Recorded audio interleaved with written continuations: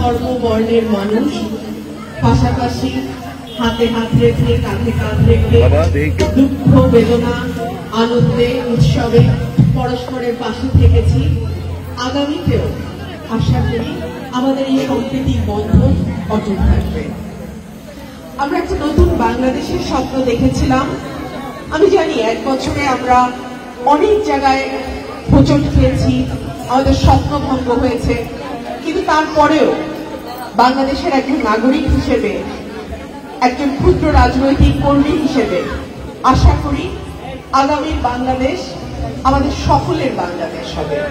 এটা কোনো বিশেষ জাতি, বিশেষ গোষ্ঠী, বিশেষ ধর্মের মানুষের যেন না হয়, সেটা নিশ্চিত করবার দায়িত্ব আমাদের সকলের। সবাইকে শারদীয় দুর্গোৎসবের অনেক অনেক শুভেচ্ছা, সালাম, আদাব, নমস্কার। আমার বাবা যখন বিয়ে করেন নাই তখনও আমার চাচার সন্তানদেরকে তিনি লালন পালন করতেন, তো তাদেরকে পেলে বড় করছেন। এরপরে উনি নিজে বিয়ে করেন এবং আমি হই। আমি হওয়ার পরে আমাকে কোলে নিয়ে উনি মাকে বলছিলেন, অন্যের বাচ্চা পালা আর নিজের বাচ্চা কোলে নেওয়ার মধ্যে যে এত পার্থক্য, এটা তো জানতাম না। অন্যের ইউনিয়নে যাওয়া আর নিজের ঘরের মধ্যে আসার মধ্যে যে এত পার্থক্য, আজকে এখানে না আসলে এটা আমিও জানতাম না। আমি আপনাদের মাটির সন্তান, আপনাদের ইউনিয়নের মেয়ে, আপনাদের ঘরের মেয়ে। আমি আপনাদের কারো মায়ের মতো, কারো সন্তানের মতো, কারো বোনের মতো, কারো বা খালা ফুপুর মতো। সুতরাং আমি এই ইউনিয়নে শুধু বিএনপির ভোট চাইবো না, এই ইউনিয়নের সবাই আমাকে ভোট দিবে। এই ইউনিয়নে আমি কোনো রাজনৈতিক পরিচয় দেখব না, এই ইউনিয়নে আমি কোনো ধর্মের পরিচয় দেখব না, এই ইউনিয়নে আমি নারী পুরুষ জানি না। এই ইউনিয়নের সকল ভোটার আমাকে ভোট দেবে, এইটুকু কি আমি আশা করতে পারি? ইনশাআল্লাহ। আমরা যুগ যুগ ধরে একটা অসাম্প্রদায়িক বাংলাদেশের স্বপ্ন দেখেছি। আমরা বিগত দিনে দেখেছি বিভিন্ন সময় আমার হিন্দু সম্প্রদায়ের ভাইদের বাড়ি আক্রান্ত হয়েছে, কখনো সেটা জমির জন্য, কখনো সেটা সম্পদের লোভে, কখনো সেটা রাজনৈতিক কারণে। কিন্তু আমাদের এই সরাইল এবং আশুগঞ্জ, এই দুটো ইউনিয়ন, এই দুটো উপজেলা সব সময় একটা সাম্প্রদায়িক সম্প্রীতি বজায় ছিল। আমাদের ঘরের পাশে নাসিরনগরে যখন হামলা হলো মন্দিরে, বাংলাদেশ জাতীয়তাবাদী দল বিএনপির পক্ষ থেকে দেশনেত্রী বেগম খালেদা জিয়া আমাকে নাসিরনগরে পাঠিয়েছে।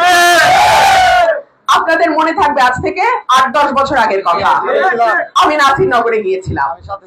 এরপরে যশোরে যখন অভয়নগরে হামলা হলো, আমি যশোরে গিয়েছি, আমি ঠাকুরগাঁয়ে গিয়েছি, আমি ময়মনসিংহের কলমাকান্দায় গিয়েছি।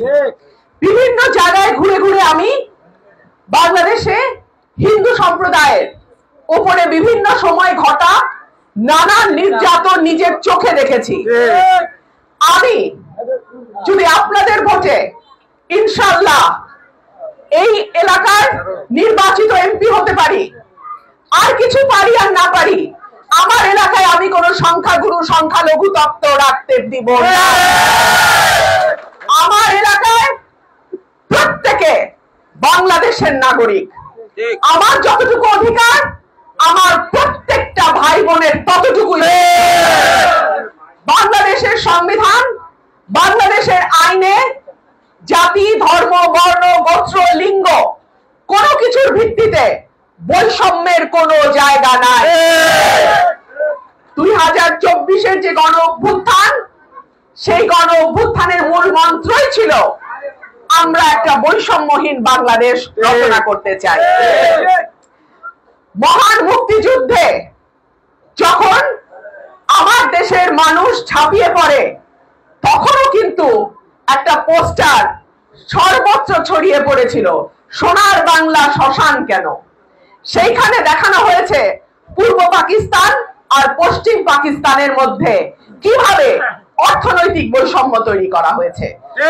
তারই ধারাবাহিকতায় বারবার বাংলাদেশের মানুষ স্বৈরাচারের বিরুদ্ধে, বৈষম্যের বিরুদ্ধে এক হয়েছে, লড়াই করেছে। এই 2024-এর পরে নতুন বাংলাদেশ, নতুন রাজনীতি, নতুন বন্দোবস্তের কথা আমরা সবাই বলছি।